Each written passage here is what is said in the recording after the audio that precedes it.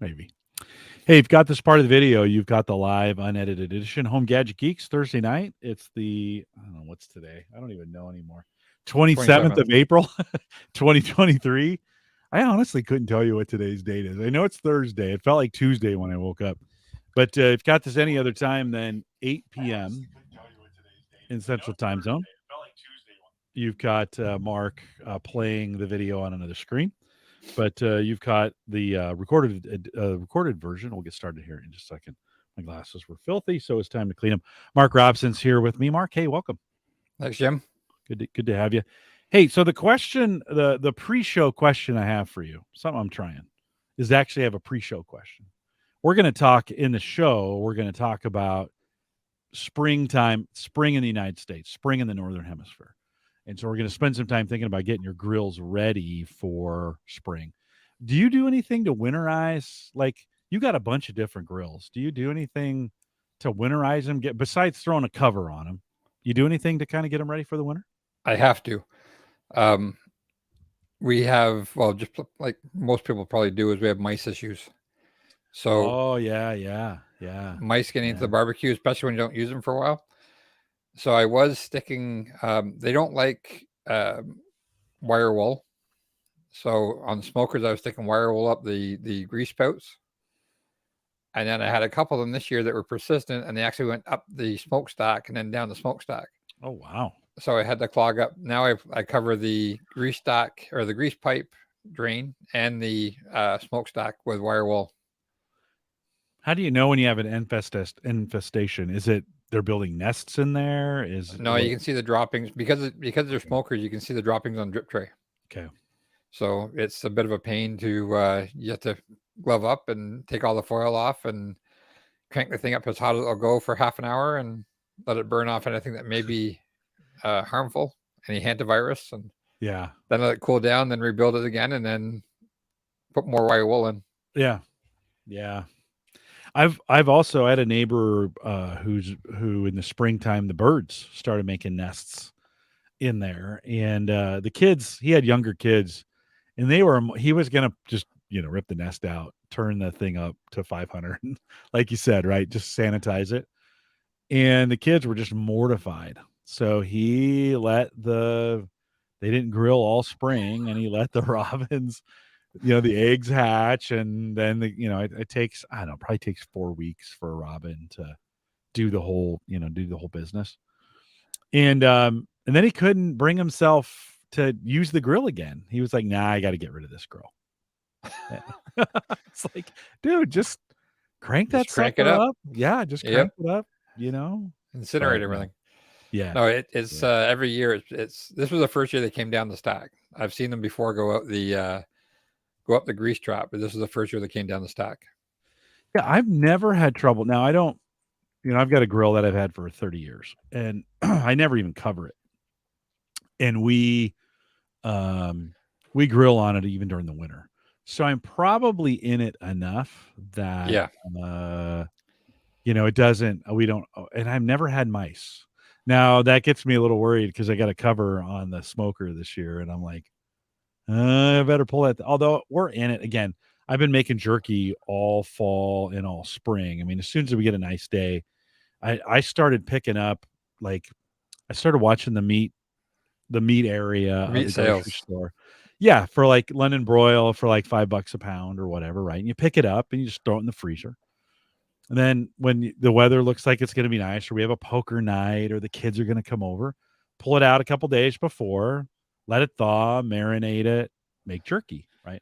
I did a lot of that in the fall, in the winter. I mean, there was, of course, I got really, really cold, but late into the fall, early into the spring. So maybe that kind of keeps it down if you're kind of. It does for sure. Yeah. This was not a good winter for us for grilling. Like we had a lot of snow, right? We had over 10 feet of snow this year. What?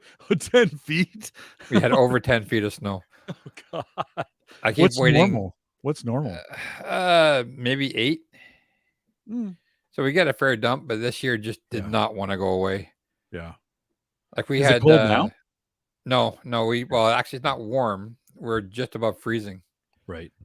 We had a nice batch for about a week, maybe a week and a half. But this week we're getting 3 inches of rain. So we went from the snow to the rain. Yeah. Lawns are starting to pick up. What's that? Any flooding problems or with all that? Not for us, but the river. There's a major river that runs near us, and they're getting ready. They're getting worried that they're going to have levels like they had a couple of years ago. Yeah, yeah. The Mississippi is the same way right now. That was almost dry last year. Yeah. And now they've got more water. There was so much snow up north. Well, you guys are getting, what are they calling it? Atmospheric rivers? That's more on the West Coast, but it's affected like California and Utah and those snow states. They've gotten quite a bit. Yeah. Yeah, I watched some YouTube channels from Utah, and the amount of rain that those guys are getting is just. Oh, the Sierras are ridiculous. Like the Sierra Nevada like the amount of snow they've gotten this year has just been horrific. So we're looking at mid 50s as highs all next week. Okay. Going to high 30s, low 40s at night, and mid 50s during the day. So we're not warm yet. Yeah. Are you in a spot where you could grill if you needed to at this point? Yeah. Would you? Yeah. Now the cover's off the gazebo. I've been grilling every couple of days since for the last probably 3 weeks, 4 weeks. Yeah. We had some nice weather a couple of weeks ago. Actually Easter weekend we did. I did a prosciutto wrap brie, and I did a spiral ham on the grills. Oh, nice. Yeah. Nice. So we had 7 people for dinner. Forgot to take pictures of that, but I got a picture of what it should have looked like. And we did steaks a couple of nights ago. I did 11 pounds of smoked cheese on the weekend. All right, hold on all that thought. Let's get it in the show. Any other winter tips besides plugging up vents for mice, if that's a problem? I didn't even think about mice or birds. Yeah, but the other thing is keep your pellets dry.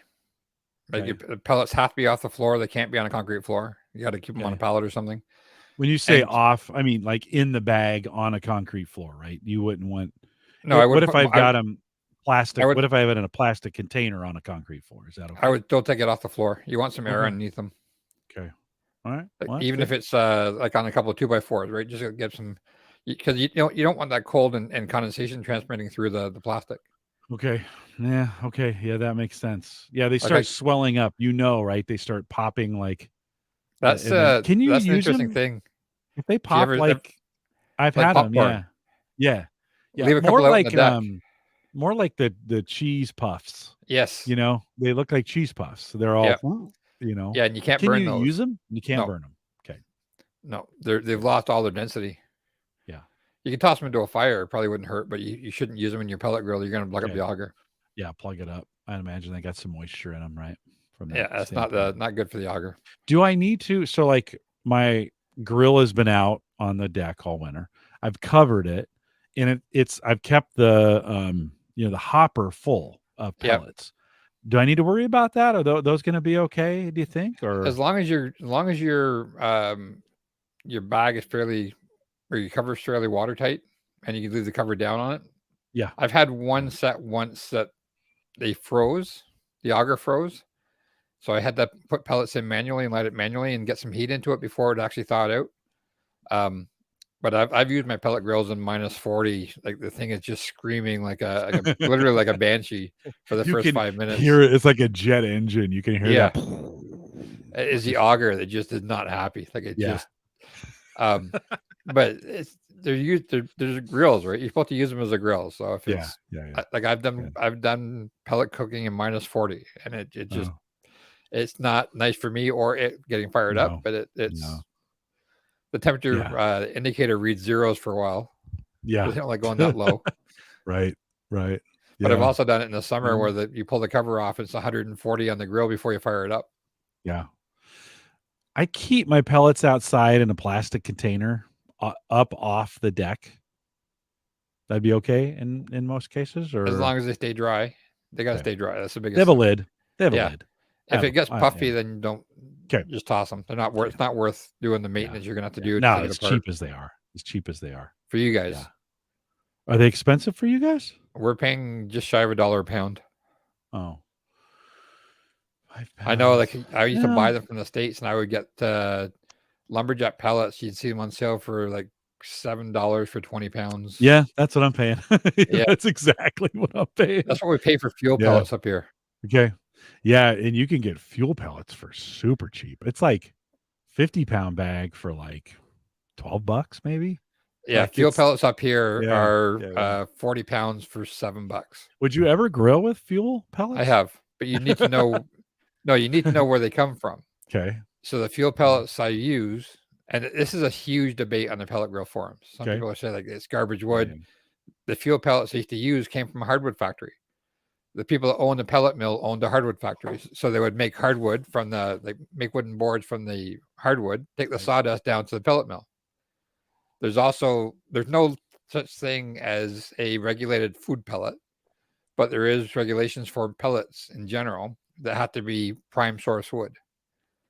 So it's there's a massive debate around it. I haven't bought any fuel pellets in a while, but I've used probably a few hundred pounds of them, and I know people have used thousands of pounds of them. But again, they know where they come from. Yeah. Yeah.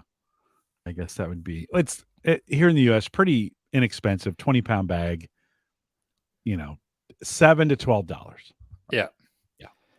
Yeah. I was getting lumberjacks for 40-pound bags, I think, for $10 a bag. Okay. But we literally bought 2 tons.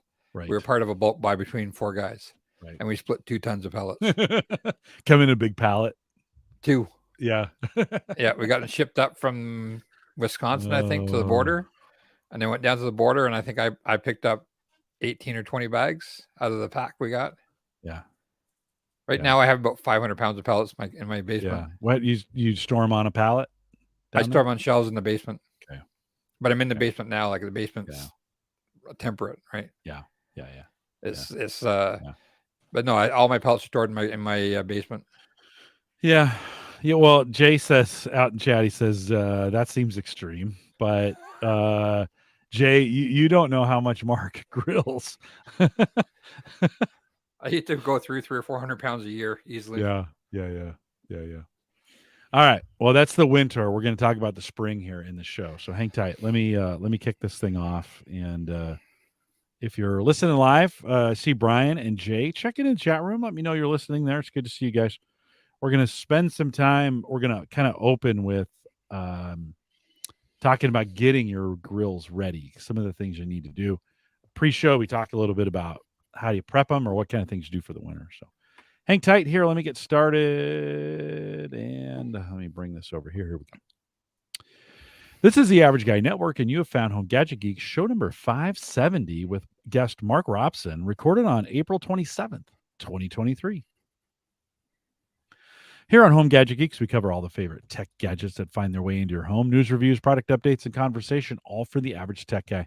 I'm your host, Jim Collison, broadcasting live from the AverageGuy.tv studios here in a beautiful Bellevue, Nebraska. It's spring, and we're going to spend a lot of time talking about that today, especially with your grill. And, of course, we'll post a show with probably a few show notes. You might want to check it out at theaverageguy.tv. Don't forget, this episode's affiliate sponsor is Nespresso. And listen, a big thanks to many of you. Basically, we threw out this coupon code. So go to Nespresso.com, put in MQU328.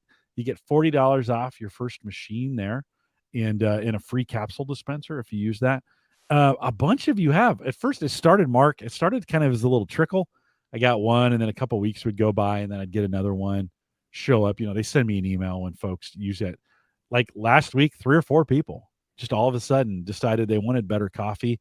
What do you do, Mark? What do you do for coffee? What's your go-to coffee? We have a Breville grind and go. So it grinds them fresh at the top. Yeah, makes a nice one. Yeah. But it's drip, right? It's drip. So it grinds them and then it drips. Yeah. Yeah. We do. We use Lavazza beans. We go through about 2.5 pounds every 3 weeks between the two of us. It makes coffee. It makes at least 8 cups a day. Makes it at 5:45 in the morning. Yeah. Set it at regular, just every week or every day. You have the same schedule. Yeah. It's got one of the nicest things about it. It's got a stainless steel insulated carafe, so there's no heater element for the carafe. Oh, good. Yeah. So it doesn't turn it into tar. Right. Like you can have it an hour and a half later. What's that? Yeah. It doesn't bake. Doesn't in bake the it. You can have an hour and a half later. It still stays hot, and it still stays the same strength. yeah, yeah, yeah. So we're It's usually up not cooking, between right. you know. We use Yeah. it by about 6:15, 6:30. So you hear it grinding in the morning. By the time you come downstairs, it's already made, and you smell fresh ground coffee every morning. Yeah, Christian Johnson has one of those. I stayed with him for a couple days back a couple years ago. Really good coffee, although with an espresso, throw the pot in, close the lid, hit the button, walk away, come back a few minutes later, it's ready to go for you. So that's been and listen, I still perk my coffee on the weekends. I was doing during COVID, I was perking it every day. You're But using you're reusing coffee. well, a little bit. A little, you heard that, right? I heard that one. Aaron was mortified. Aaron uses espresso and Brian Friedlander, who we had last week. In fact, big thanks to Brian Friedlander, who joined us 2 weeks ago, assistive tech, and we had a lot of great conversations around that. Yeah, if you want to jump in on the Nespresso, give it a try. MQU328 Nespresso.com. Get $40 off your first machine. Big thanks to our Patreon subscribers as well. If you're part of that Patreon team, very helpful, and thanks for being on the team. In fact, if you join Patreon, you'll get that early access to the full show. Mark and I spent a little bit of time in the pre-show talking about how to kind of prep your grill for winter, and if you want to be a part of that conversation and get it easily delivered right to your inbox, you can join us on Patreon. I just have one plan. It's $5 if you want to join us there a month. Do it for a single month or multiple months, and appreciate your sponsorship there as well. Mark Robson is back. Mark, I think we had you on, I'm going to say it was early June last year. We were kind of late out the gate on the barbecue show, getting things ready, but you've been our barbecue correspondent for the last, I don't know, 6 years, maybe? I was going to say 6 or 7 years, I think. Yeah. And there were some years we did it twice. Like we do it in the spring and we do it again in the fall. We've kind of fallen back to once a year. But Mark, welcome to the show. Good to have you. Thanks again for having me back. Hey, get us caught up with you just really quick. I mean, you've been a friend of the show for a long, long time, and so for long-time listeners, they know you. But for folks maybe just joining us, coming in, give us a little bit of your background. And we're going to talk about grilling for most of the show, but catch us up with you a little bit. So I'm Mark Robson. I found the show through looking for a solution for Unraid way back when. Mike Howard. Yeah. Listening to Mike Howard talking about how great it was. Oh, and I was looking for a replacement for a 2012 server I had at home. Windows Home Server 2008 V1, one of those little Acer boxes, and I built my first box. Yeah. And that's why I found it, and I started watching the podcast on a regular basis. And then Jim saw a conversation between myself and Mike Howard on Facebook one night about grills that we had, and he said, like, this is crazy, like, how many grills do you guys have? And both of us at the time had 2, and I think I went through 7 grills in the space of 3 years. Yeah, you were buying and selling them like used cars. Like, you're like, I got rid of this one, picked up this one, I got rid of that one, type deal. And it worked. It became a hobby, and unfortunately, the first grill I got, I think, is about due. It's starting to fall apart again. Which one is that? The Char Griller Acorn, the little steel egg. Oh, really? Yeah, it's 8 years old. I went to clean it this week, and the ash pan almost fell off because a piece that's welded in the bottom had fallen off. Yeah, they do that. So I got 8 years out of it. A lot of people only get like 2 or 3 out of them, so doesn't owe me anything. And I think I paid $370 for it brand new. Yeah. So I'm looking around now for a ceramic to replace it that'll last me another 8 or 10 or 15 years. If you listen to the shows over the last couple of years, you go to the averageguy.tv, go to search, just put in Mark Robson. You'll see all the programs we do. You know, Mark has been trying to talk me into a Weber charcoal grill forever. And he's actually found them for me. Like, he's gone online, found them, and said, hey, there's one available to you. It's just down the street. Go buy that one. Mark, I still haven't barbecue bought, pusher. I still haven't got the Weber. I did look at a Pit Boss kind of 2-in-1. So it had charcoal on one side and gas on the other. Those would be the two. You know, I've got the pellet smoker now. I've got the Austin XL pellet smoker, which I really love. Perfect size. A great buy. Oh, it was an awesome buy, right? I just waited. Or something? No, like 400. Yeah, at Walmart Yeah. of all places, and they delivered it. Like they dropped it right at my garage door, and I didn't have to because that those boxes are big and heavy, right? Type deal. Yeah. So I think I paid 400 for it. Um, so and it's good size. The excuse me, the XL is I think kind of perfect for the average griller. Just enough space. While I choke to death, Mark, you tell us what you have. What besides that, the egg? What else do you have? So I have two. I have two charcoals. I have two pellets, and I have a uni pizza oven that are pellet powered. So 22-inch charcoal with a side card on it, Weber. I have a Broil King, the small Broil King pellet, which is I think 400 square inches, and I have a Rectech 680, which is probably my favorite of the pellet grills. Controller's the best that built, as far as I'm concerned, it's built the best. It's just a thing, just a tank, The and Rectech. reliable. And what's that? That's what the Rectech is. The one that Yeah, you. that's my Yeah, yeah, favorite. yeah, Yeah. yeah. Most expensive though, by far, right? For all Yeah, those. well, the Broil King's not far behind it. Yeah. And that Rectech had a lot of use. It used to be used in the competition circuit by friends that were Mm. in the KCBS, so the Kansas City Barbecue Society competition circuit. Yeah. The guy I bought it off of used to use it and tour around the northeastern U.S. and Canada with it. Well, And they're built pretty championship. well, Oh, right? they I are. mean, yeah, It's yeah, crazy. Like it's hard. It's heavy.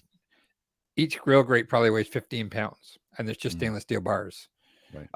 The service was, I haven't used them in a while, but it was fantastic. Like I called up saying I need to replace my burn pot because I want to. Sorry, my hot rod on the pellet grill had seized in the burn pot, so they're going to replace it under warranty, even though the thing was 6 years old and I wasn't the original owner.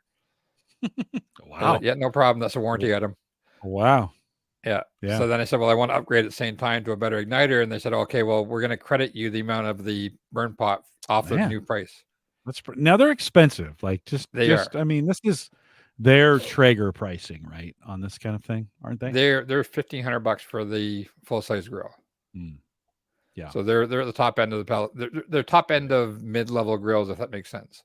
Yeah. No, for sure. It's just so weird, Mark, though, because 30 years ago, I think I bought my first grill for $194. Same here. And it was like, and that was, I'm not saying that was top of the line, but maybe top of the line grills back then were 300, and now you can spend $2,000 or $3,000 on a grill. It's crazy how how much you can spend on these things. I used to go to a barbecue school, take some classes at night. It was beer and barbecue. So you'd show up, you cook barbecue, and you have a couple of drinks with it. Yeah. They had a grill inside there that was $20,000 for a gas grill. You open up the door at the bottom in the little case, and it had the signature of everybody who built it. Yeah. So that they can get crazy. Like the original Apple computer, type deal. Let's talk a little bit about so for folks who, again, if you're new to listening and you want to go back, we've got lots of back content on this from all the years. We've done at least one or two shows.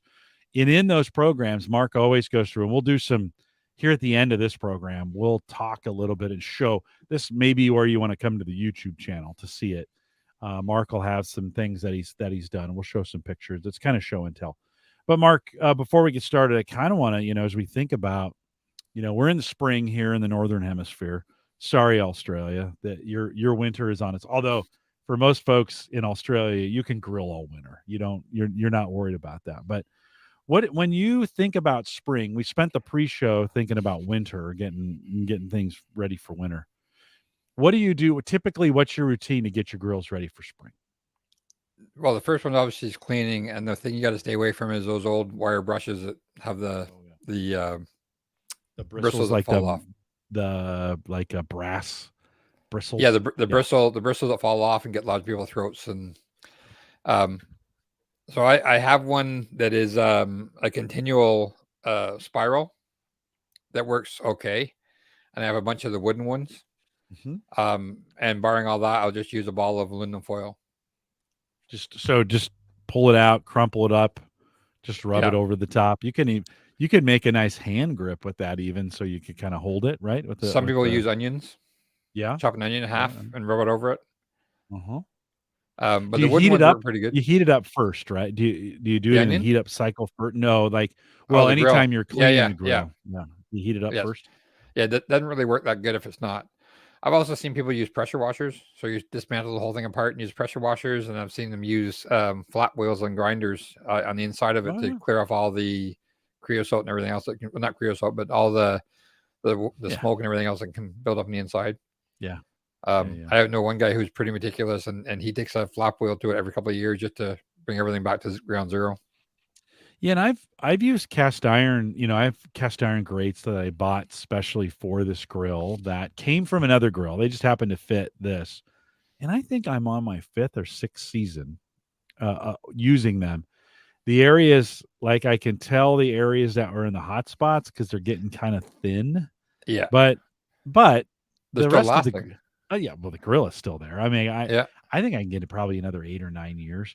How in the spring, how important is it to maybe inspect the whole thing just because like when your squirrels ate the the the foil tube. tubes, yeah, Yep.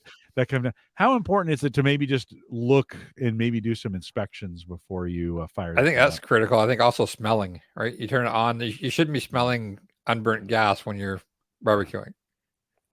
Yeah, you might want to look underneath it, like Yeah, fire it up and then look underneath just to make sure there's not a flame coming and out through the tube. the spiders are also notorious for getting in there too. For some reason, they want to get inside the venturis. Yeah. Yeah. You mentioned in the pre-show mice Yes. are kind of can be kind of an issue. You might want to like have you ever fired one up with a live animal still hidden somewhere in the grill that scurries out No, after you normally. So when I find mice, you can usually see the droppings first. But I have okay. pulled the drip pan out, found a mouse nest underneath the drip pan with the mice in it. So it adds Yeah, another level of problem. grossness Yeah. to the whole thing. Do you so say I get a mouse in there in the spring, I find it. Is the thing ruined? I mean, do I got to kind of No. just throw it away at that point? What how do I recover from Burn, high heat, that? glove up, respirator, like, or everybody's got COVID masks now, so put Yeah, some sort of protection N95. on. Yeah, Yeah. something. Um, lots of gloves, lots of paper towel, garbage bags. Like on the smoker, it's different than the gas grill because at least you have a flat platform to work off of. So if I see it, typically what I'm doing is taking all the foil out, vacuuming the whole thing out, um, cleaning it out as well as I can, cranking the thing up as hot as it'll get for half an hour or an hour just to try and burn off anything that's in there, let it cool off, clean it back up again, and reassemble it and refoil it and go back again. Is it hard on the grill to run it at max temp for half an hour to an hour? I mean, does No, that shorten the life at all? it shouldn't. Like Okay. especially the good grills, you're not going to Yeah.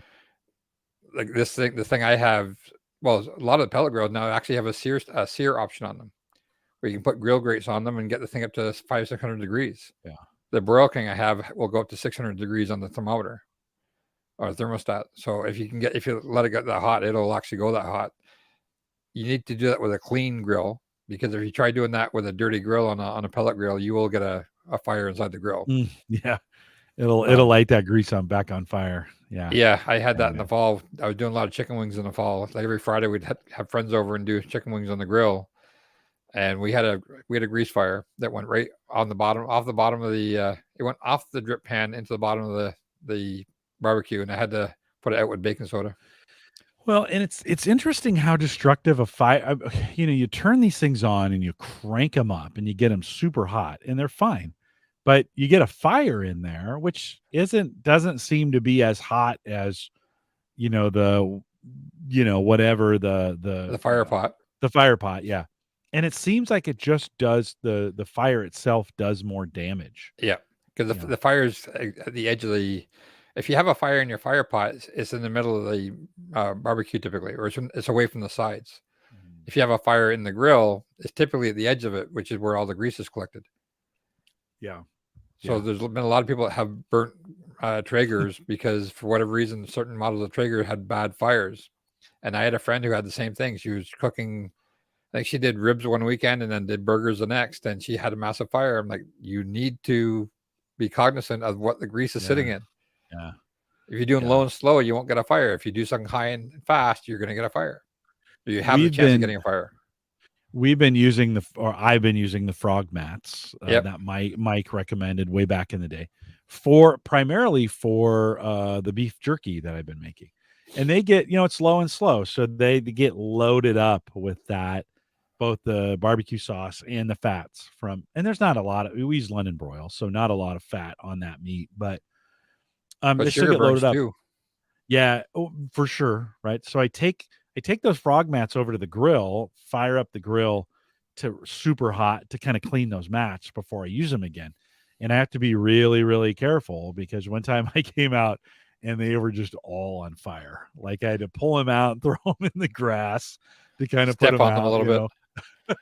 Yeah, no, you got to be careful. And it was that grill was on fire, so leave it open. And it just seems like those fires, just be careful, folks, as you're out there. I mean, some of those fires can be in, if your grill is close to the house, yeah, make sure I've just moved all my stuff, kind of away.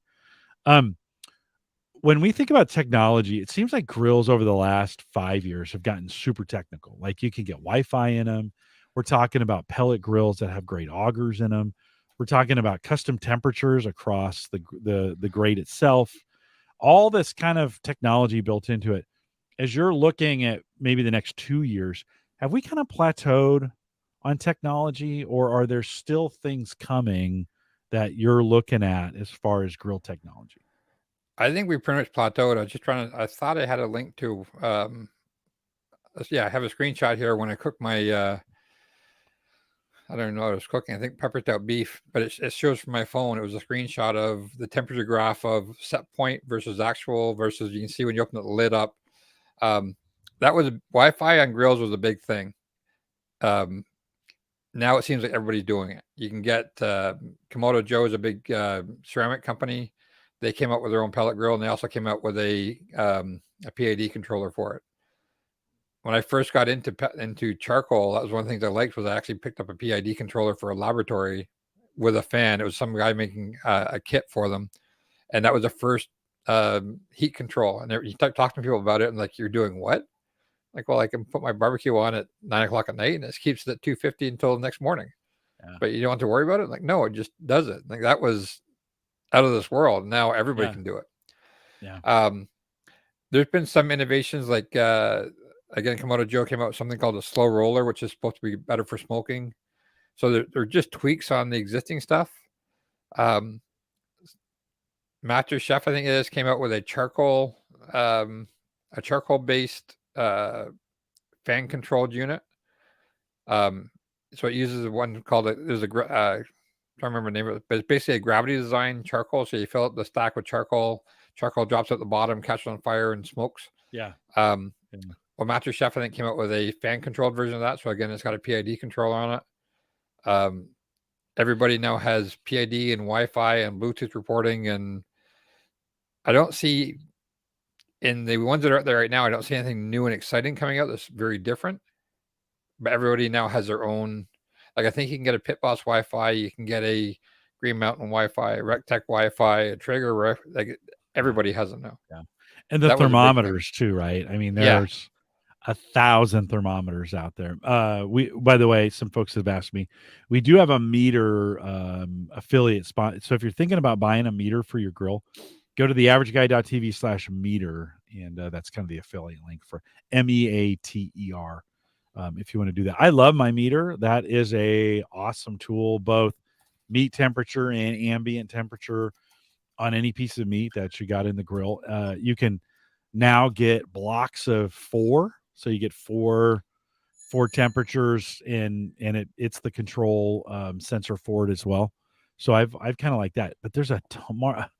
Listen, I've said this every time we podcasted. You changed my life when you taught me how to cook by temperature. By temperature. Yeah. You changed my life. Yeah. And we do that inside the house. We have oh sure Thermopen. We have them for inside the house as well as outside the house. Like it's used all the time. I think we have a ThermoWorks. Would that be the right ThermoWorks? I think that's the one I bought. It's been great. I taught my daughter how to do it, and so now when she's cooking meat, it's all the temperature, not time. That's the one I have. Yeah, so I have a ThermoWorks that's designed for inside the kitchen. I think it's got 2 probes on it and a timer, and it sits on the counter and has a little angled Yeah. screen. Yeah. Ours is magnetic, and we just put it on the back of the stove, Yep. and it's just always there to get it done. Hey, you answered this in chat, but let's bring Jay's question. He says our grill turns on fine, but as soon as we put food on it, the food catches fire. Any thoughts on that? I think it's I've seen it before. Different companies call them different things. I think some of them call them flavor deflectors or flavor savers, but those deflectors that go over top of your burners, if A little those tense. are They're a little yeah, tense, right? yeah, they're either worn out and they're letting flames through, or they have enough food built up on them that that's what's catching fire, and you get little fires going on top of that, and then the grease dripping onto that stuff on those little fires catches onto your food on fire. Mm-hmm. Yeah, sometimes too, I find the grease, it drips because I've lowered my temperature. I'm not cooking at those super high temperatures anymore. So the grease actually sticks a little bit more to the underside of my grates, Yep. these cast iron grates. So if you get that hot or that flame comes up, it'll catch that grease on fire, which then catches the food on fire. When I So had I've a gas been grill, Go when I had ahead. a gas Go ahead. grill, sometimes you had to just let the thing catch on fire. You had to burn off all the crap that was in there that you couldn't clean off. Yeah. Now Well, that was hard the on the stuff. you mentioned this earlier. I've been using the wood paddles to clean the grates, and then kind of tilt them to the side to get in there to get those pieces off. And then I I do this real caveman thing where I just use it like a hammer and I just bang on the grates, and it knocks the stuff down, right? And then I think especially on a gas grill, I think we need to clean them out a little more frequently than Yeah. we do. That stuff builds up on the rocks or the tents or some of those kinds of things. And it doesn't hurt, like you said, throw a pair of gloves on, pull the grates off, go in, pull the rocks out, get a good inspection of your burner. Make sure your burner's sized properly at that point, or maybe Jay, in your case, you may have a flame out on your burner where most burners are stainless steel, in that after a while the heat degrades them and they get a little rusty and some of those kinds of things. And you may have a whole section of holes that are gone, and so now you have a big flame coming out of the burner, and that's a good time to inspect it. So maybe it's time, Jay, maybe it's time to pull the whole thing apart. Just clean it up, shake the rocks off a little bit, get that grease off the rocks or whatever you have down there. It might be a good time to do you with all this grease. I would think about, some people would want to use a degreaser and soap and some of those kinds of things. Is that okay? There are To barbecue cleaners Okay. for Okay. that. But I was just thinking it's funny because now that you've had a pellet grill, you've probably been inside your pellet grill more in the year you've had it than you have in your gas barbecue in the last 3 or For 4 sure. years. I only do it once a year in the spring, right? Is when I Yeah. clean out my gas grill. Yeah. But your pellet grill, you're dismantling every couple of months, Once a putting new quarter. foil Yeah. down. Yeah. Probably once a quarter. Yeah. Cleaning it out, Vacuuming vacuuming it it out. out. Yeah. Yeah. So the Yeah. having a pellet grill is I had a friend the other day. He said, "Yeah, I saw pellet grills. I'm looking for a barbecue today, and I saw a pellet grill." I'm like, "You don't want a pellet grill." He said, Hmm. What do you mean?" I said, "A pellet grill is a hobby grill. You have to realize that there's more maintenance to it. There's more cleanup to it. It's fun, but it isn't just a gas grill. Throw a couple of steaks Yeah. on it, fire it up, and you're done. Right. It, Right. it's like most things that are hobbies. They take time and they take a lot of patience, and there's a learning curve to them, and you have to want to learn. And this It guy was not it's going to be that guy. it's not hard. Like It's not. I have found, I keep my vacuum. I have a shop vac that I just keep out by the deck, and when I need it, plug it in, vacuum the thing out. KDJ is telling Jay that he can't cook, and he says that's okay. That's what he was thinking, but his wife does most of the cooking and that. Um, Joe says this. He says I switched to those grill stones for cleaning grates. Too worried about the wayward wire from the brushes. Mark, you mentioned Yeah. that a little bit earlier. And I use the wood. I think those grill stones are okay too, right? Because they're pumice kind of Well, a even material, if you right? swallow them, they're not going to get stuck in your throat. Right. Right. Yeah. And I think we tried all of them. Like we tried the thick Brillo pads that you have to use when they're cold. We've tried the wood. We've tried the continual wire one. I haven't used a bristle brush in probably 3 or 4 years. Yeah, I like the wood one I got. I got on a clearance in the fall, our local big box store clearance outs all their barbecue stuff in the fall, late fall, probably right before Thanksgiving. You can get some good deals, and I picked up one of those paddles. The nice thing about the wood and the stone too is it starts to shape around the size of your Great. grates, If right? you only So have one grill. yeah. Well, maybe sometimes you can buy one per grill, right? Just have one sitting there, right? I have a couple of them floating around. Yeah, I bet. I bet you do. Well, so technology, yes, maybe not the speed. Well, it's hard to tell because sometimes you take your eye off a market for 4 or 5 years and it accelerates super fast. That was incremental jumps to get there. And I think, we didn't get to pellet grills overnight. That had kind of been an incremental jump in Yeah, there. but 30, 40 years by the time they went from sort of non-mainstream, um, really oddball to you can't walk into a hardware store without seeing them now. Oh, for sure. And they're super expensive. Like I never would have spent $1,200 on a grill, but down at my Ace Hardware, I can pick up a Traeger, the low end Traeger for like $1,200, right? Wow. They were selling up here for 7. 700? Yeah. Oh, well, maybe my numbers are off on that. It's very, very possible. But Maybe the even high then, end ones. Maybe the high end ones are the yeah. 1,200. Well, yeah, the high end ones, the newest high end one, I think from Traeger is now $10,000. Well, okay. So yeah. It's got an Yeah. infrared, what's it got on the side? An induction hot plate, I think, on the side of it, and it's got multiple levels. But it's like cars. If you want to buy it for whatever price you want to buy it for, there's something out there for your market. Let me ask you this. Do you think it's best to buy these things used from people who bought them, used them a few times, they just want to get rid of them? Is that the way, like, if I was going to get a Traeger, would that be the right way to get a Traeger? That's what I've done. Yeah. I have bought I bought 2 grills new out of the 7 I've had. I bought 2 new, and I'm shopping right now for my 8th one. Yeah. I just keep my eyes open for it. I'm trying to find a Yeah. Yoder. Yeah. Yeah, Yeah, so that the RecTech currently right now is 1450 US with 5 bags of pellets from them. from them. Yeah, They from only them. sell Yeah. direct. Right. Right. And that's 700 square inches of cooking.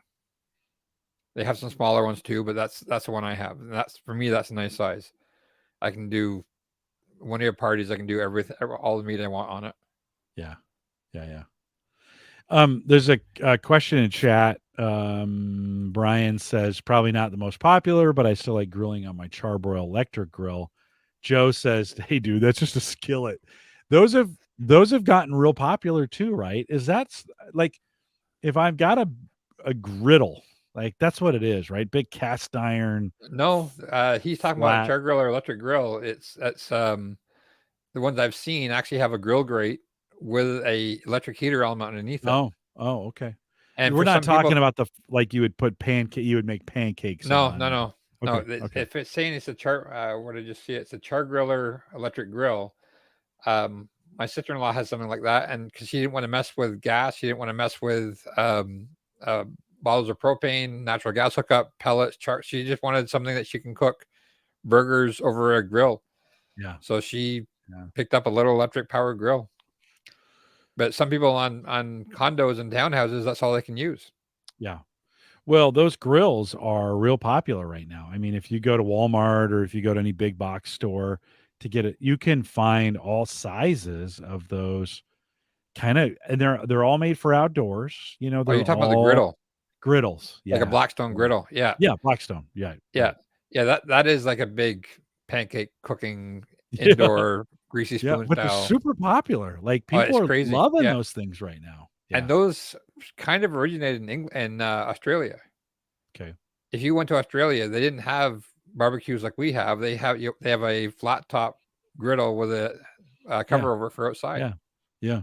And they're cast iron, right? It is like a skillet. To It's Joe's carbon point, steel, it's I kind of think. skillet. Yeah. Okay. Yeah. So it's I don't see for me it doesn't work. It doesn't fit what I want. I wouldn't be using it enough, I don't think. But I got friends who have them and love them. Yeah. Well, and I know a lot of folks cook bacon on them. It's a great Yep. way outside. It's not as messy. The grease, again, you get that away. We've actually been baking our bacon recently. Take a cooking sheet, put the grill tinfoil on it, throw the bacon on it, 10 minutes at 425 fan, 10 minutes, pull it out, flip it over, put it back in for another 10, nice and crispy and perfect. I don't know, Mark, if I ever want to go back to cooking bacon any other way, Have you d- conventional have you done it on your pellet grill yet? No, I have not. Well, No. that's the same thing as the oven, Yeah. but with wood flavor. I'll have to try it. Would I do it on should I do it on the frog mats or just right on the grill? I have frog mats. I don't use them. Okay. I love my frog mats, but I have jerky racks. When I'm doing jerky, I do them on jerky racks. okay. So they're actually stacked, so I can fit like 4 racks in my Rectec. Mostly because it makes it easier to get them out to the barbecue. Yeah. Yeah. Like I have 2 that are elevated, and then the base unit. So I can put literally 3. They're probably 16 by 12 racks at once. I'll do 2 of those on my grill at once. I smoked some cheese last weekend, and that's what I did. 4 racks of it. I had 11 pounds of cheese on it. It was just 2 trips to the barbecue. Mm-hmm. Yeah. Well, I mean, I guess I could do the same thing where I could put it on a flat. I could put it on a flat container or on a flat rack. Yeah. Put tinfoil on that. Put the bacon on top of that. Throw it in the smoker.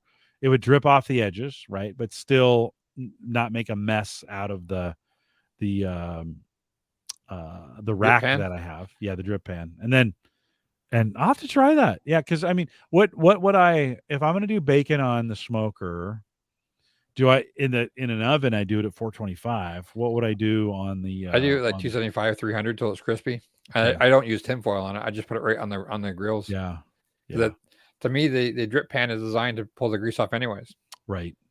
So it's at an angle. It's going to sloop it into a little bucket at the side of it. Yeah. So you can do probably 2 pounds. Like you have a fairly big. Your XL 1000 XL is fairly big. You probably do a couple of pounds of smoked bacon on it. Yeah. I have to give it a try. I'd use the frog mats for it. That'd be a good way to let it grease up those frog mats really nice. Yeah. And then and you get the same benefit from it. Yeah. Now, I'll be honest. I mean, since I've really only made jerky, I'll talk about this here in a little bit.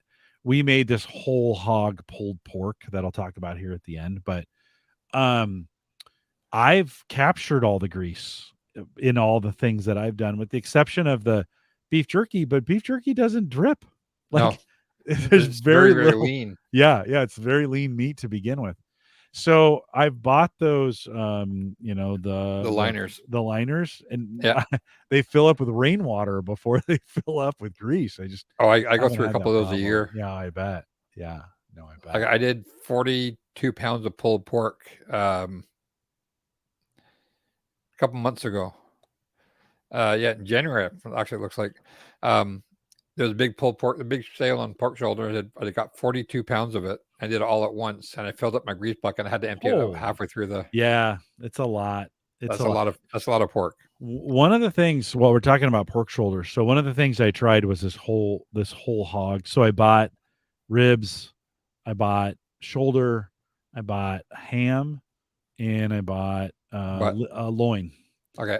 And I cut them up into 2-pound sections, froze them, and then pulled each one of those out in its 2-pounder, thawed them out, threw them in a container, and then just smoked them for 6 hours. And they all kind of blended together, right? I mean, the shoulder's pretty plain. Like, that's why you add a lot of barbecue sauce to it. Now, as you're cooking it, you can add a lot of stuff to it as well. But man, I tell you what, that ham and those ribs, adding that flavor and texture, and the loin to it, and I used a processed ham, so it was salty to begin with. Yeah. Which, Mark, like, that was so. Then I just brought it in and pulled it all together, and I pulled it all apart, then mixed it all together. Yep. Little bit of barbecue sauce. I mean, we were inspired by YouTube video, a YouTube guy who makes that every day with a whole pig. They just roast a pig overnight, then debone it and mix all that meat together, and it gets it. I mean, it takes shoulder to another level. I mean, pulled pork is good, but like whole pig pulled pork, even better. I You ever got done it? Have you ever done anything like that? no but the one I did this time. I'm just trying to share. I got the Share your picture of it. screen if you got pictures. Share your screen. I'll throw it up on I the. just got to take a look and see what this. So this is a pork shoulder, and the people that had it said it was the nicest one the best one they've ever done. Let's see if I can find. Okay. The share screens down on the bottom. Different place every time, right? Yeah. Always. Well, between Present. Zoom and Teams and all those other things. Do you, for your shoulder, when you're doing shoulder, do you do much prep to it before you throw it on the grill? Almost none. Okay. So I bought these. The sale was $1 something a pound. So I think I paid $60 for 42 pounds. That is about 30 pounds of pork shoulders pulled. Out of that 30 pounds, we gave away 3/4 of it. So it was. We have some neighbors with young kids, like a newborn. She's 6 months old, so we gave them some. We gave some neighbors always help us out some. My stepbrother had a new baby, so we gave them 3 pounds. Mm-hmm. We gave 2 pounds to my buddy at work, 2 pounds to some friends of theirs. I think we kept 7 pounds to ourselves out of the 35, and we gave all the rest of it away. You know what I found is because we would always have a lot left too, and I found we'd break it down by a pound a bag, and then freeze it in individual bags, so that you could pull it any time. And you didn't have to, because like 5 pounds of pulled porks, it's a lot of meat. Oh yeah, right? yeah. We vacuum seal it. Yeah. So we vacuum sealed it. The biggest bags were 2.5 pounds. So we vacuum seal it and pound it flat, so it makes it easier. That's just trick I learned this year. Right. Makes it a lot easier to manipulate it in the freezer or to stack it in the freezer. It thaws out faster when you do it that way too. Yep. And then reheat it in simmering water. Mm-hmm. So that was selling kilos, but it's 9. So the top bag's about 22 pounds for $32 Canadian. Well, that's good. Yeah, and I got the 2 of them. That's really good. Yeah. We found, even though with inflation being what it is, I'm still finding some really good deals. You got to watch for them. Yes, but I'm still finding some really good deals on meat from time to time. Every January, February, there's a Chinese New Year up here, so it's everywhere. But they have pork sales on just for Chinese New Year. Yeah. So that was one snowfall. Yeah. So what do you think? Okay. Yeah, on the grills there. This is the point. If you're listening to the podcast, you probably want to come over to YouTube. Go out to youtube.com/ I think it's just Jim Collison. Whoop, Mark. Mark closed himself out. We'll get him back here in just a second. But head out to youtube.com/ Jim Collison. I think we'll get you to our YouTube channel. You'll want to catch this. Mark's going to be showing some pictures as soon as I can get him back. He'll be back here in just a second. So KDJ said he says I bake my turkey bacon in a conventional oven, and KDJ, I do too. Like I've gotten really good at bacon in the oven. Just a great way to do it, and a great way to get it done. All right, Mark's back. Oops. Technical difficulties. No worries. It happens when you're sharing pictures and stuff. It happens. Yeah, Mark, I think the other thing while you're pulling up pictures here and we're getting reset, I think the other thing you kind of taught me over the years is to kind of really pre-plan and watch for deals. And then like I've been buying, maybe an 8 pounds of whatever, and then bring it home, divide it up into 2-pound bags, freeze it in smaller increments so you can kind of pull it as you need it. Deal. I'll do that. I won't do that for brisket. I won't do that for pulled pork. No, you couldn't. Well, people do. People buy a brisket and chop it in half and only cook half at a time. I'd rather cook it whole and then pull it, separate it. Yeah. With Um, the brisket, I agree with you. I think with pulled pork, you can get away with smaller amounts. If you it, can. I'd just yeah, rather cook it all at once. And, no, and for sure, for sure. we have two full size fridges and a chest freezer, apartment size chest freezer for two Yeah. of us. So we have room. The other one thing I do like that a lot is I do a lot of pork belly. Mm. Um, and we'll Where cook up where do an you get your entire pork belly? Where do you get Costco. that? Costco. Okay. All right. I'll do up an entire pork belly at once, seasoned up. Cook it once for 7 hours, vacuum seal it, and put it in the freezer, and then pull it out as we need it. And jerky vacuum seals really well and freezes. Okay. You can Sure. do like After you've cooked it. yeah, like 15 pounds of jerky, vacuum seal it into 1 pound bags, 2 pound bags, and then pull it out as you need it. Yeah. And it amazingly enough, it actually microwaves really good too. So if it's frozen, put a couple pieces on a piece of paper towel, 10 seconds in the microwave. Because there's no fat in it, it thaws out real fast. And It doesn't last that long, to be honest. I'll do 2 pounds. It's gone in a weekend. You well, know? I make Yeah. 6, 8, 10 Yeah. pounds. Yeah. And I'm the only one in the house that eats it. Yeah, we have found, so for you, listen, for listeners, if you're trying to get into the smoking, getting a pellet grill, the cost justification just to make beef jerky, like if you need to get it past the CFO, as Dave McCabe would say, you got to get it past the CFO. The WAF, Yeah, wife the, acceptance factor. like, I mean, I think beef jerky is like the price of printer ink when you're talking about, it's $7 to $12 for 3 to 5 ounces, and you can make, I get a 2 pound London broil for $10, $12, maybe $5 a pound, on sale. You throw that in. Yeah, you got Costa pellets, and the other thing, Mark, I've been doing a lot of lately is watching for marinade deals. They'll be closing out a marinade somewhere. I got a Famous Dave's marinade the other day. I had got 6 bottles. They were $2 each. Just get them all. Bring it. You put them in the pantry. You're gonna need them at some point.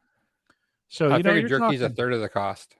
Oh, for sure, easily, I could be a saw some quarter. Jack Links the Yeah. other day at the grocery store at the Costco, Yeah. and I looked at the price per pound, and I'm like, I'm paying $4 a pound for the same meat. It's yeah, $15 a pound versus four. And so Yeah. even if you take in the ingredients you Yeah. got to put into the jerky, it's still Yeah.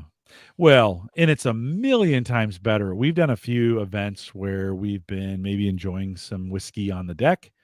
I have the jerky going all afternoon. You smell it when you're out there.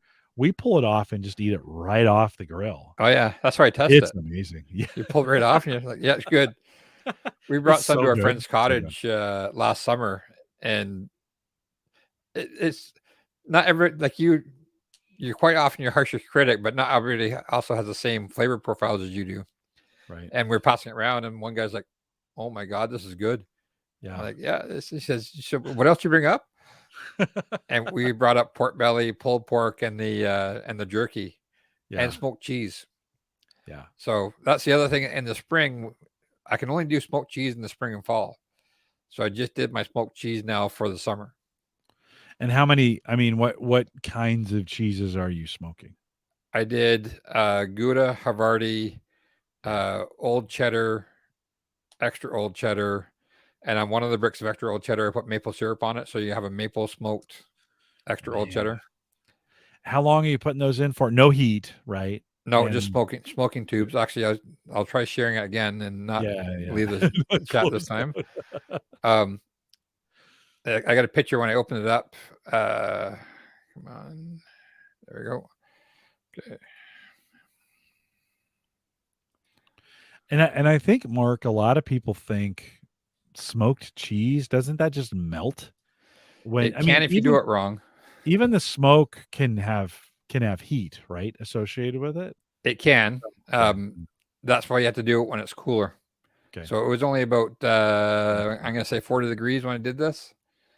And for this one, I actually pulled the drip pan out of my smoker, and I put two smoking tubes, and I put them underneath the heat deflector by the burn pot, and they sat there for 4 hours. So there's quite a bit. Some of the little black things you can see on top of it are just some little pieces of the smoke residue falling onto it. I The just picked those gristle. off after. Yeah, the gristle that's in there. Um, but yeah, What? that was How does that change? I mean, obviously, it tastes smoky, right? yeah. But how much more smoky than it, than just straight cheese?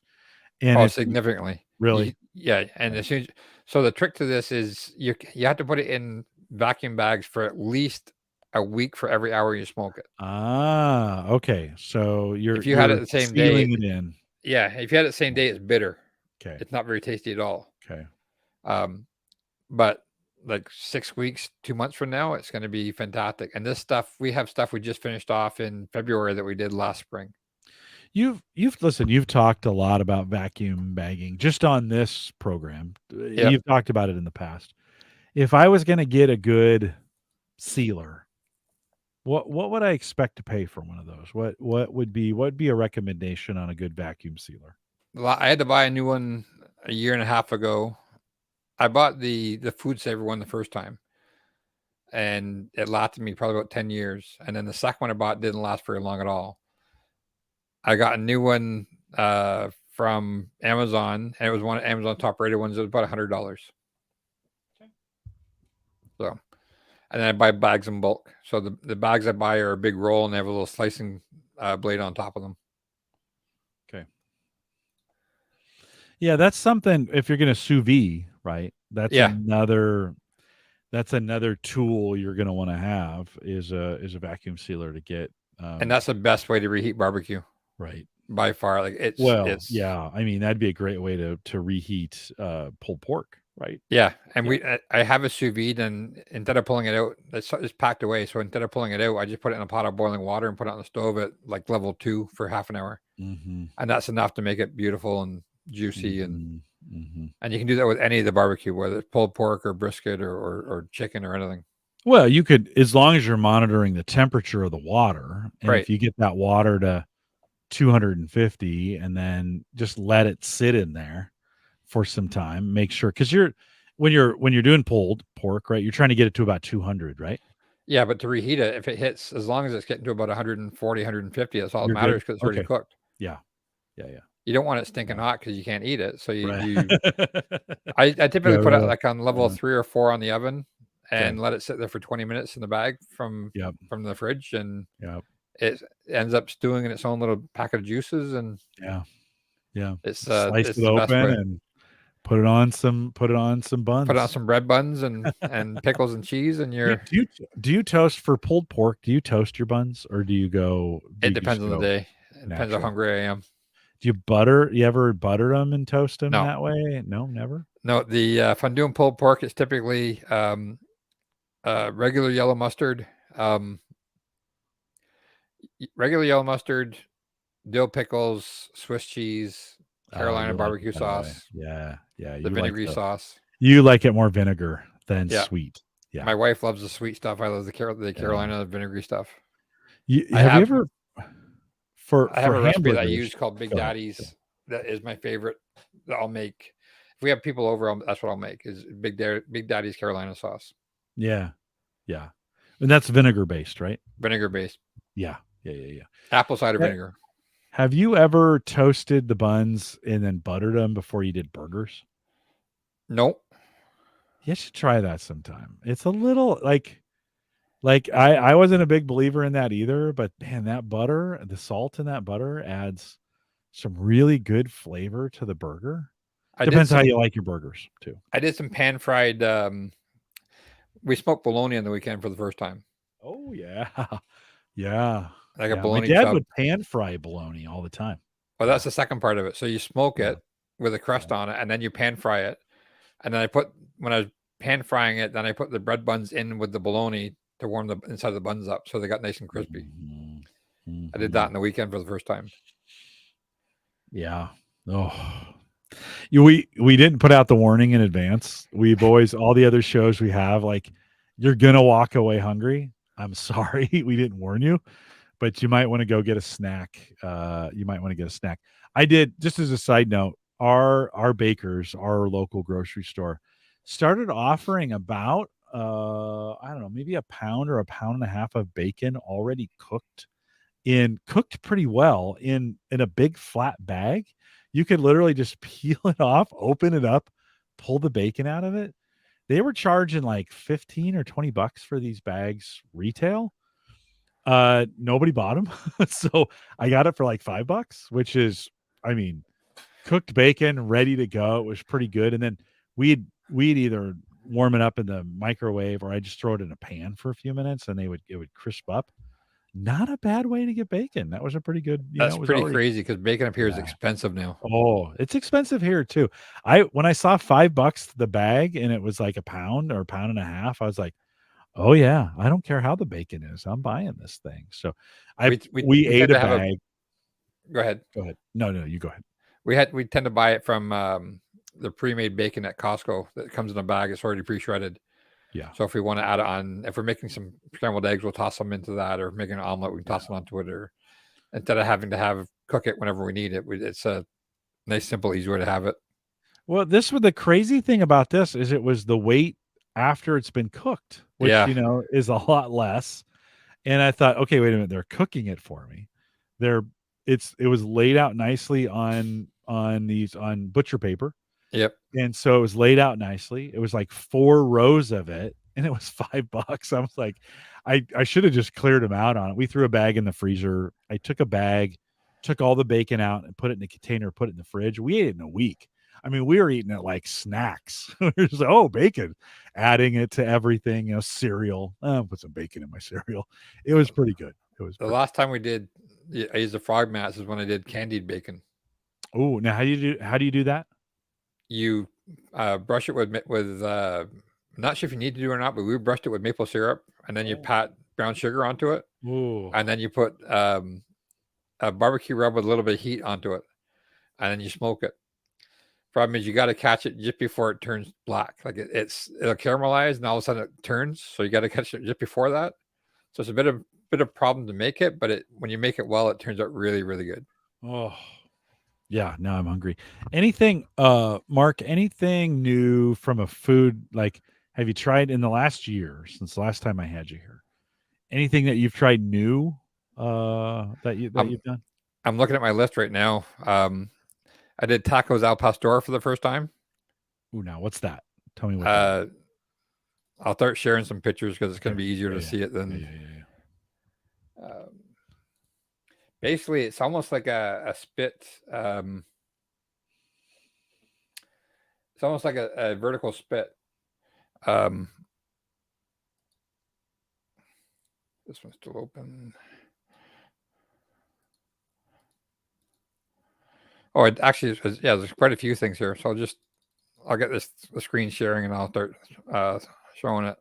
There's actually a little funny story about this too, because I forgot what it was. We found it in the freezer, thawed it out, and then realized what it was, and ended up pan frying it for dinner one night, and it was fantastic. So that's tacos al pastor. Widen your screen out a little bit if you can. Can you? Yeah. Does that do anything for us? Yeah, there we go. Perfect. That's perfect right there. So that's a vertical spit, pineapple on the bottom, pineapple on top, and a pork shoulder that's been sliced and marinated. And then we made, that's what it looks like when it came out. How long? It was actually didn't take very long. I want to say it was like an hour and a half to cook it. And was it rotating or just sitting on just top of the vertical, grill? just stay like that, just like that. Okay. Yeah. That's a kit, a pastor kit. So it's got a metal plate at the bottom, then a little standoff off the base, and then you put a piece of pineapple on it, then layer the pork onto it. And then we actually had friends over, so that was a warm green tomato salsa. So I roasted all the veggies on the grill, put them into the blender, put it into the bowl, and it was actually warm salsa, but like fresh off the oven, off the grill. Yeah. Fresh salads, from warm, fresh tortillas. Chips would be. Yeah, super we're doing that too. Yeah. My wife tried it; she didn't like it because she hadn't realized it was warm. Yeah. So that's what those look like. So that was the fresh taco, the pastor meat, the fresh cilantro, the warm salsa, Mm. fresh pineapple. It looks like a HelloFresh meal, just to be. Yeah, That's what HelloFresh does all the time. Yeah. that's just the regular. I'm just gonna whip through some of these, but that's pretty sure that was a pork shoulder we did. A lot of bark on it. Mm-hmm. Getting ready to do some steaks. So it's almost 700 degrees, and those are caveman, so they're right on the charcoal. Yep. And a lot of people think like if you're going to put it on the charcoal, it's going to leave the charcoal on the meat, but that doesn't happen, right? If No, you, no, you pick it up, the charcoal falls off. I learned this one from watching Elton Brown. Mhm. The other thing I learned from him is that because the meat is so close to the open coals, you don't get any flare ups. Mm-hmm. You only get flare ups when there's actually room for oxygen between the two of them. Okay. Those were corn ribs. So you take corn on the cob and Corn. you cut it into quarters and you smoke them. Oh, So that was something new I tried this year. what kind of knife do you need to get through those corn cobs? Like that's you almost need like a like a saw blade or something. I mean, corn No, I cobs just use one of my like a 9-inch chef's knife. okay. They were good. I'm not sure I'd do them again, but they were good. I think you have to have the right sauce to go with them. Yeah, the version I've done of with corn is soak the corn overnight in water with the husk on, and then put it on the grill and let it dry out and cook out on the grill. As the husks burn away, it heats up that corn on the It inside. steams it. Yeah, Yeah. yeah, If we're doing a lot of people, have you ever heard of cooler corn? yeah, yes, Yeah. So we do cooler corn for parties. uh-huh. These were mini omelets on the grill. Oh yeah, yeah. Now, So or is that container muffin pan. the muffin pan? Is it ruined after you got it out on the grill? No, I bought it No? just for that. I've done Okay. them half dozen Okay. times. All right. So in there's a bit of hash brown on the bottom. I also did them at Thanksgiving with leftover stuffing. So we had a sausage stuffing this year. Yes. So I filled those up with sausage stuffing and then put the eggs on it and some cheese and a little bit of bacon on it and then cooked those up. Yep. That was really good. It's a good one. Like quiche, almost like quiche. Like a crustless quiche. Yeah. This is the steaks at the beginning. This was about a month ago. Using grill grates on my acorn. And those turned out pretty good. I was happy with those. Yeah. Now, why the grill grates over the grates? It retains more heat. Okay. It gives you a deflection against the flare ups on top of that. Yep. They do a very nice finish on them. They I don't do. get the same sort of finish if I try doing the same thing with just a stainless steel. So you're putting on those grates early, heating them up, getting them super hot, right? Maybe like 15 minutes. Okay. Like I put them on the barbecue when the barbecue is getting hot. Right. Okay. And that was actually on a salad. Little steak salad. That was pear and blue cheese salad with a walnut vinaigrette that we make from scratch. That's delicious right there. That's another shot. Same thing. Oh, candied walnuts or pecans on top of it. Temp on those steaks. What's the 130? Okay. Just medium rare. Yep. And here's the cheese. Now one little trick I use, I'm not sure if it shows up or not, but you can see the toothpicks in some of them. Right. I put the toothpicks in before I take them out the bag, take pictures of them, put the toothpicks in the cheese when they're smoking so that when I pull them off, I know which cheese is which. It's the decoder ring. I got it. So one, just for the audio folks, your Gouda may have one toothpick in it. The Cheddar's got 2. The Monterey Jack's got 3. Yeah, so, and I use half brokens, and right. This one has what looks like 2 upside down V's in it, and that's supposed to be an M for maple. Yeah. And are you just talking about pouring maple syrup on the thing? I brushed maple syrup on it. Yeah. All right. And then there's the smoked bologna. Interesting. Is this a gourmet bologna that you bought somewhere, like a tube? It was a tube. It wasn't. I didn't try and buy a gourmet. It's just hard to find. And this was 2.5 pounds for $10. No, that's not too bad.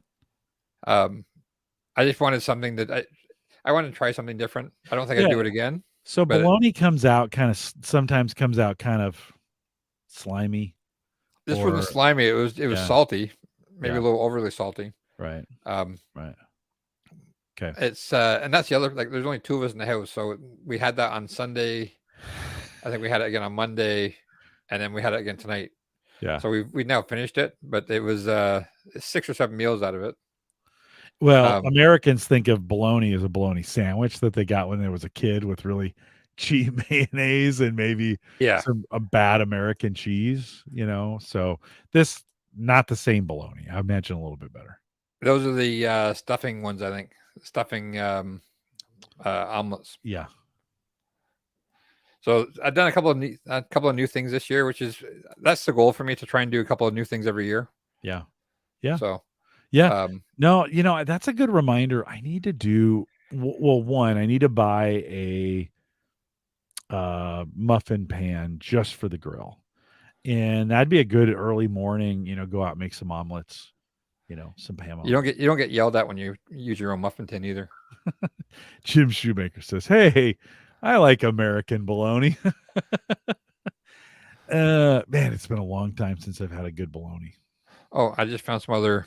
Yeah. This is not new stuff, but it's old favorites, if you want to say that.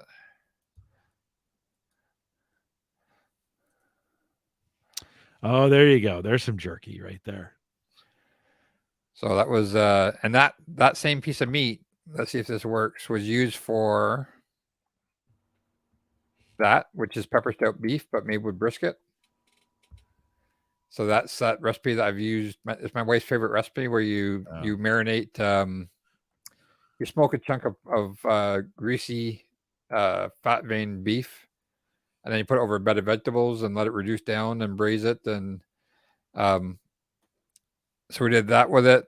We also did. Let's see if we can go back. There's the veggies. So that's the chunk. That's a chunk of brisket that was left over from making the jerky. So I trimmed off the lean portion of the jerky, and then when it got between the lean and the flat, the flat and the point, the rest of it I smoked, made the pepper stout beef out of. Jerky, brisket jerky is really good. Yeah, it's some of my favorites. Yeah. And there's the sandwich that was made with it. Yeah. And then there's a burger that were also made with the other. So I picked up 2 briskets, and I turned 2 of them into half jerky. One of the other halves I made into the pepper stout beef, and the other half I made into ground brisket. So that was about pre-cooked. That was about 1.5 pounds of burger meat. But because it's so fatty, it reduces down so much. Yeah. What are you using to grind your meat? Cuisinart mixer with a grinder attachment. Okay. Yeah, I tried to use our KitchenAid for that. I bought a grinder in the. Sorry, it was KitchenAid, not Cuisinart. Oh, okay. Yeah. I must not have bought a very good one because it got so jammed up with fat for the. You have to one trick is to have it cold. Okay. Yeah. So I'll cube it up and then I'll put it back in the freezer for an hour. Right. Right. When I took a sausage making class, the guy kept on saying, he says everything has to be cold, and they were using steel grinders, and they would actually put the parts in the freezer. Yeah. Okay, that's a good reminder to get everything super cold, and because when the fat gets hot, it gets warm, it melts, and it's terrible. Yeah, it was a terrible experience. I about threw the whole thing away. No, I did 6 pounds roughly of ground brisket. I think I picked up 40 pounds of brisket when I did that. Okay. So I made, I trimmed them up, and I made, I think, 12 or 15 pounds of jerky, and then the roast, and then ground brisket. Yeah. I like that idea for the average guy of picking up a nice brisket, regular size, right? And taking the leanest part of it, making jerky out of it, taking another part of it, making some burgers out of it. Then you've got a smaller piece of brisket to then you can just smoke if you have, if you don't need, because like you don't need the whole brisket. Typically, even with a big party, it's hard to eat all that brisket. Oh, so that's a great these 2 way. briskets I bought didn't make it to brisket at all. Yeah, they became other things. They all became other things. Yeah, it's another that's another way of getting it done. Yeah, I need to. It was 40 pounds of brisket. It was 30 pounds of brisket. So by the time I trimmed it up, it was probably about 25 or 20 pounds of brisket, Yeah. and then I made I think 10 pounds of jerky. That made probably 8 pounds or 7 pounds finished, Yeah. and I made the other chunk of it was either ground up or roast. Well, brisket's in two parts, right? And I Yeah, forget what flatten the point. a flat and a point. Yeah, and you can go in there and separate that Yeah. out. Right. Yeah. It So I takes. trim. What I do is I I bought trim a the. big Boeing knife for that, so you Yep. can go in there, slice it out. I typically go into about maybe a quarter of the point, which is the fatty part, and I try and go from that point to the lean part as jerky. Yeah. Yeah. But it's some of the best jerky for me as well. Like It's that's really good. It's crispy. It kind of just melts in your mouth. Like it's not your. I had to get used to. It's not the tough. Like you're like, oh, I'm gonna just tear into this thing. It's pretty. It's pretty tasty. It's like a good piece of bacon. It's beef bacon, is what it yes. is. It's what it is. Actually, Yeah. speaking of that, next time you Yeah. do brisket, if there's leftovers, pan fry it the next morning. Pan fried brisket Yeah. as a breakfast side Yeah. yeah. Yeah. Then if you can render that, we rendered a bunch of that fat and kept it and using tallow. that. Yeah, using that instead. Some people keep bacon grease around, and Yeah. so we tried that a couple times. Man, that's delicious. That is. Yeah, I have friends that's all they do is they make beef tallow. Render Yeah, down all the fat. pretty easy too. It's Yeah. same kind of deal. It'll keep for a while. You don't want to keep it forever. You want to keep it in a dark, cool place. That kind of stuff, just to make sure it doesn't spoil out. But no, some pretty great stuff. Mark, you've given me some. Once again, you've inspired me. This is what always happens is I come out of a long, dark winter, and I'm like, we got to cook some new stuff, and so I need to get the grill fired up and get some things going. Well, that bacon wrap prosciutto or the prosciutto wrap brie I did the other day for Easter was a massive hit.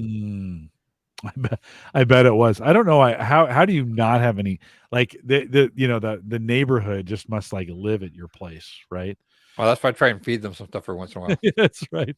You get anything you need. Joe says yes, can recommend brisket with fried eggs and toast. Yeah. It's I tried it one day. I looked at all the brisket we had that was sliced up. I'm like, I'm gonna try just pan frying some of this. And we had some friends staying over, and he's like, "This is unreal. Like this is." Yeah. Well, it takes some work. Like Yes. you got to prepare.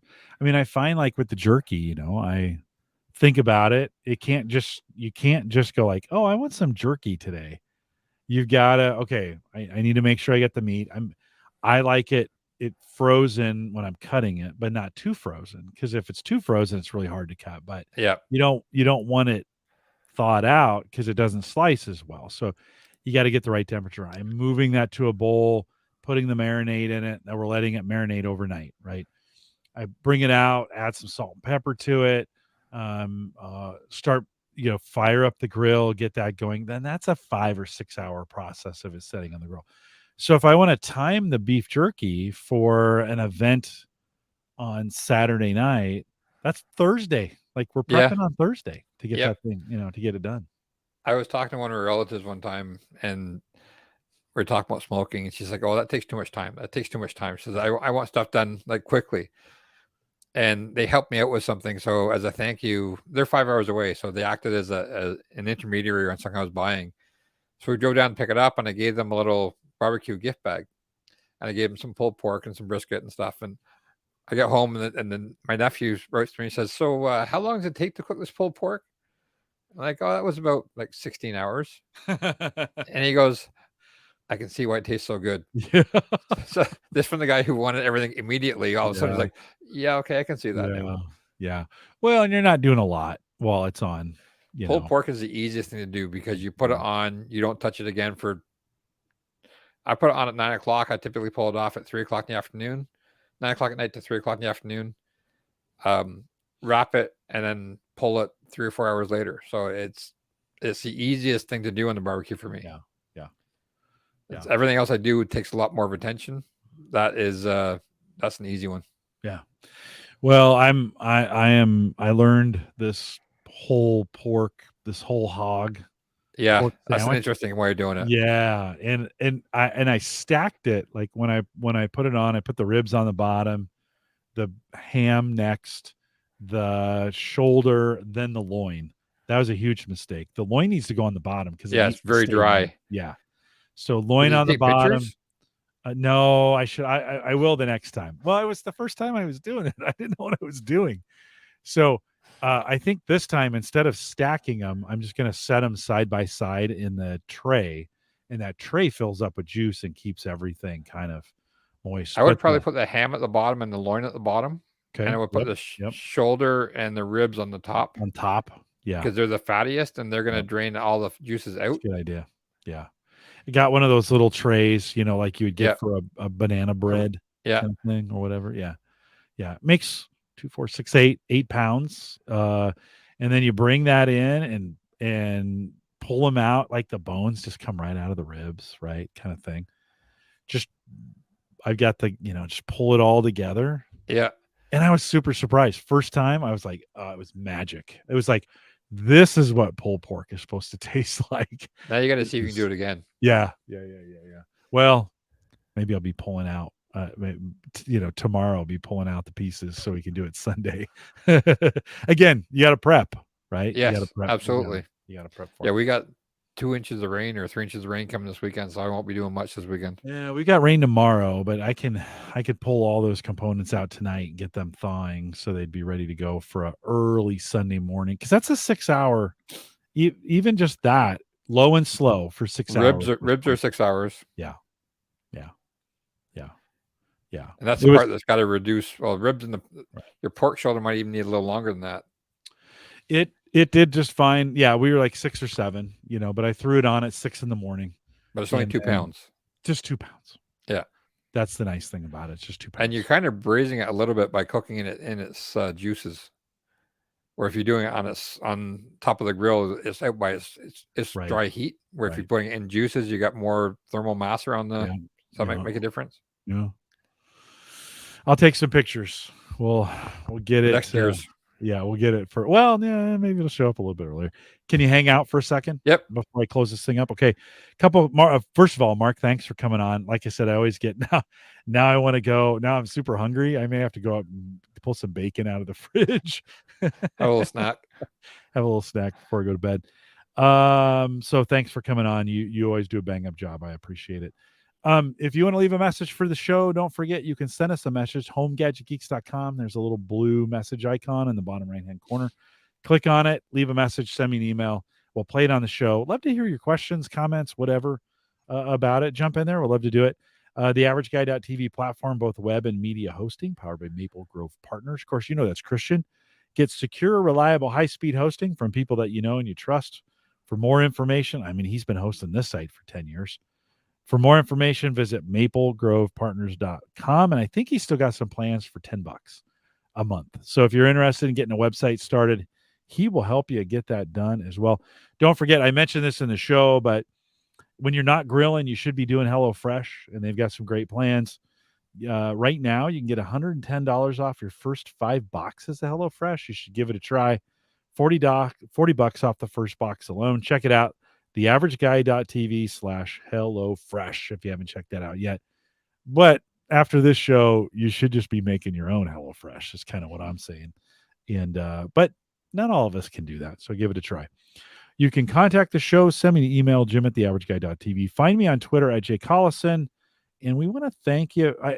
Thanks for listening. So we got some new subscribers. You know what?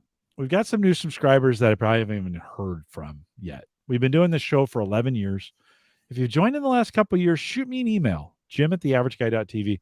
Just introduce yourself. I'd love to find out who you are. Or if you've been listening to the show a long time, you can still shoot me an email, jim@theaverageguy.tv. I'd love to hear from you. We are live every Thursday, 8 p.m. Central, 9 Eastern, out here at theaverageguy.tv/live. We've got some shows lined up over the next couple weeks. Jay Franzi is coming back next week. He'll be on. It's by the way, it's May the 4th. So I told Jay, be ready for a Star Wars themed show. Not very often it falls on May the 4th. So we're going to do something around Star Wars theme next week. And Dan Lefebvre is coming back, and I got Bob and Ryan coming on here the first part of June. So make sure you join us live. If you've never joined us live, get that done. Thanks for coming out tonight, Joe, Jim, JDK was out there. Brian was out there. Jay a little bit earlier. Thanks for coming out. With that, we'll say goodbye, everybody.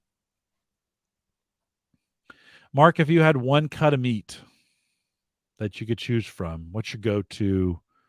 What do you think, like right now, what's your favorite? Oh, it's always steak. Yeah, you didn't even hesitate. No, well, so those two steaks I showed earlier, one on top of the salad. Yeah. So those are two ribeyes. Yeah. So we split one between us on the Sunday night, but we did both at the same time. We try to do cooking first and then splitting later on, right? Like instead of firing up one night and then going a couple nights later, do the same thing again. The second steak was made into fajitas. Oh yeah.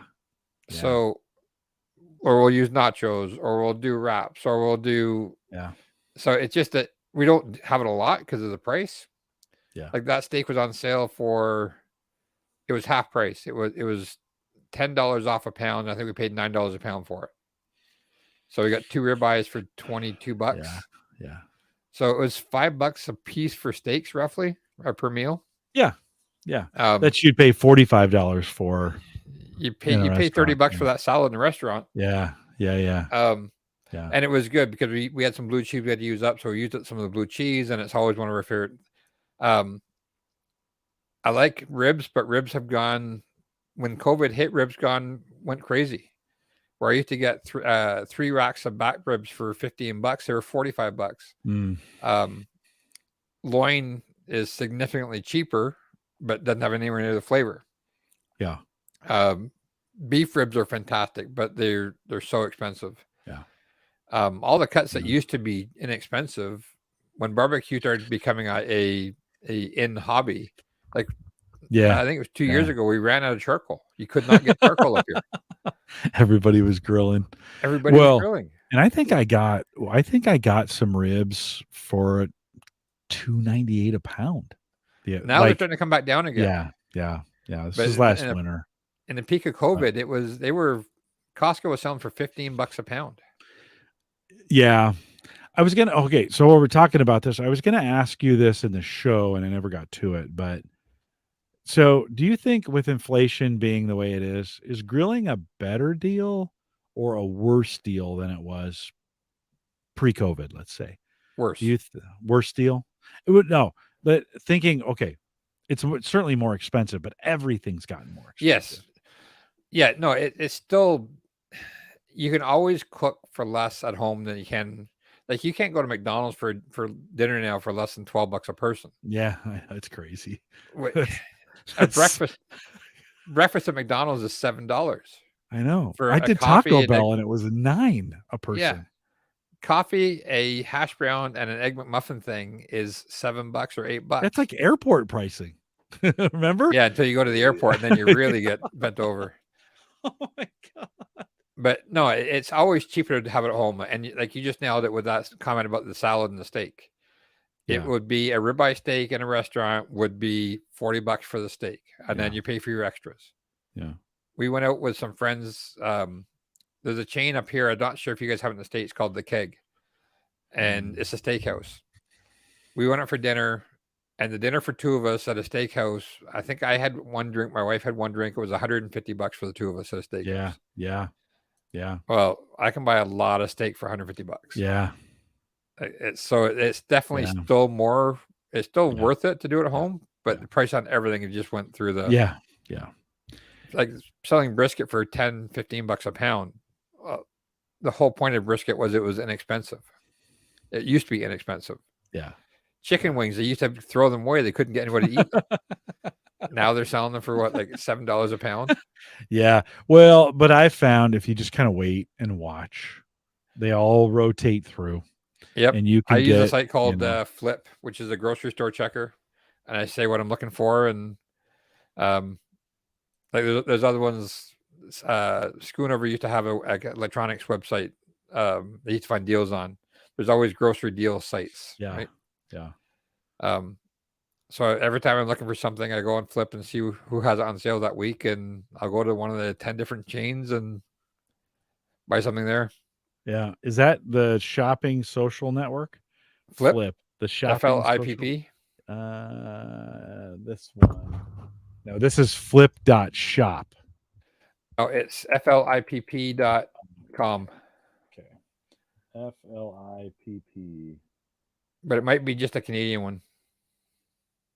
No, it's US. No, it looks like it. Let's see. So But it's got Kroger and CVS and Dick's and start saving. I put my zip in, and well, look at that. Groceries 18. Huh. Yeah. We've I've been able to find, especially pork has been cheap. I haven't looked in the last couple months because we in the winter pork was super cheap here, at least locally for us. So I loaded up, and I just haven't needed, you can only load up so much. You're like, oh, okay. I actually need, like, I bought a London broil the other day, and I came home and I had one frozen in the freezer. I'm like, oh, okay, I need to use that one up and get that, turned into jerky. pork But shoulder right now is $1.44 a pound up here. really, So it's like a buck a pound for you guys. yeah, well, that's cheap. Yeah, that's cheap for That us. is cheap. That's at a discount grocery store. How much? Okay, so you get a deal, you find a deal like that. How much do you buy? Whatever I can fit in the freezer. So, like, what would be what do you think, like, today, if you were going to go buy that? Oh, I'm buying at least 20 pounds. Okay. Okay. But then it's again, I'd rather cook it. When I did cheese this weekend, I asked a girl at work, I said, "Do you want some smoked cheese?" She says, "Yeah." I said, "Okay, well, bring me in some cheese you want smoked, and I'll smoke it for you when I'm smoking my own cheese. Because it doesn't cost any more to do 11 pounds than 8 pounds. And just like it doesn't cost any more to do 40 pounds of pulled pork versus 20 pounds of pulled pork. So I'd rather do it once if I have the room for it than do it 2 or 3 times. Right. Right. Now that makes sense. That's and like I said, we have a 10 cubic foot freezer on our kitchen fridge. We have the garage fridge is 25 cubic feet total, so it's about another 8 cubic feet there, and we have a 6 or 7 cubic foot freezer in the basement.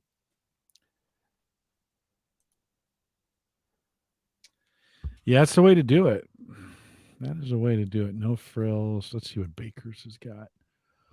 They're doing something. $1.29. What's this? Fresh Heritage Farm split chicken breasts or whole chicken. $1.29 a pound. Yeah, I've done those before. I cook up 2 or 3 of them at once, Yeah. and then Yeah. once they're cooked, you carve them up. And have you done Yeah. a spatchcock yet? No, I need to. And my daughter's talking about, she wants me to do a turkey that way, Yeah, you know? the whole thing cooks faster. Oh, for sure. Yeah. Yeah. You Like just that same get, place that's got the pork on has strip loins on for $8 a pound.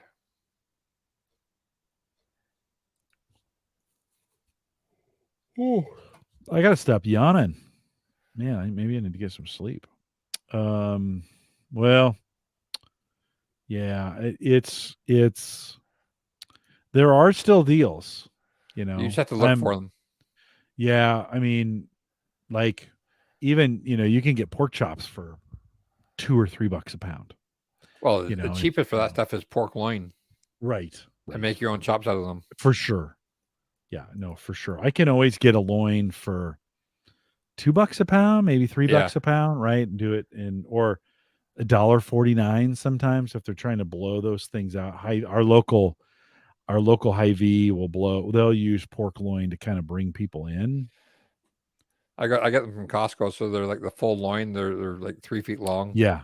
Yeah. Just a tube. It's just a tube of meat. And I'll you're take like, those and I'll make like 4 roasts out of them. or I'll chop them up into like 1.5 inch thick slices, and then season them, and then vacuum seal them. Well, the country end, the one that's kind of mixed, Yeah, the mixed meat, we've cubed those and put them like in an Asian salad kind of thing. Oh, that's good with a little bit of teriyaki and our favorite, actually, one of our favorite things we do, and we're coming up to that season, is our Asian slaw salad. And that's where we do the pork belly. So it's seasoned pork belly strips, smoked, and then pull one of them off and dice it up and pan fry it to make little crispy pork belly pieces. A bed of ramen noodles, crunchy veggies, and a homemade peanut sauce. Oh yeah. And then you put the pork belly on top of that. Oh, I need to sometime off show. I need to get your advice on cooking pork belly, because I don't know if I know what to do with it. It's not hard. All we do is we take it, we slice it like what you got a bigger piece as you want, right? It could be a foot long, it could be 2 feet long, whatever. 1 inch strips, so basically 1 inch by 1 inch by whatever the thickness of the belly is. Season up with whatever rub you want. Put it on the smoker for 6 or 7 hours, and you pull it off and it to fall apart. That's it.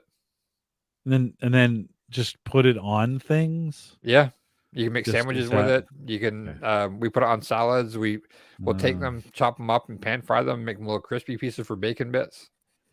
You can make bacon out of it. I've done that once or twice. It's a lot of work, but it is really, really good. But we do that. I'll buy like a pork belly a year and just make strips out of them. Yeah, I need to find a place here in Omaha. That's yeah, like you can get chicken as low as 69 cents a pound. That's crazy. For a while, chicken was super expensive, and now it seems like maybe it's come down a little bit. Yeah, the breasts used to be crazy. Now, actually, this place, Metro, right now has them for $5 a pound. That's not bad at all. Yeah. You can even find, salmon had gone crazy too, and now it's $7.99 a pound, which is pretty reasonable for salmon. It's a pretty light meat anyways. So we picked up a chunk of Montreal smoked meat the other day, pre-done. It was probably 3 pounds, and I think we paid $30 for it. But it was a chunk. What's up with Montreal and steak? Why is Montreal steak spice? Yeah, like it seems like though a lot of Montreal and steak go together. Montreal steak spice is a common spice. Yeah. I don't know why, but it's a. Was there something going on in Montreal with beef? It was a steakhouse. Maybe it was because of the ports were there, and they were getting that was a loading place, so they had a lot of abattoirs or something. Or maybe so. They're known for their smoked meat. Montreal smoked meat is like akin to New York smoked meat. Is it? Okay. And Montreal bagels are akin to New York bagels. Right? They have their own subcultures. Well, I have no idea why Montreal steaks are. Like, where did that come from? Anyways, guys, if you're listening live, thanks for coming out. I'm going to go take a nap. I'm going to get some pork belly, and then I'm going to go take a nap. We'll see you guys next week. Jay Franzi's with me, and Jay's out in the chat room. So we'll see you guys next week. Take care, everybody.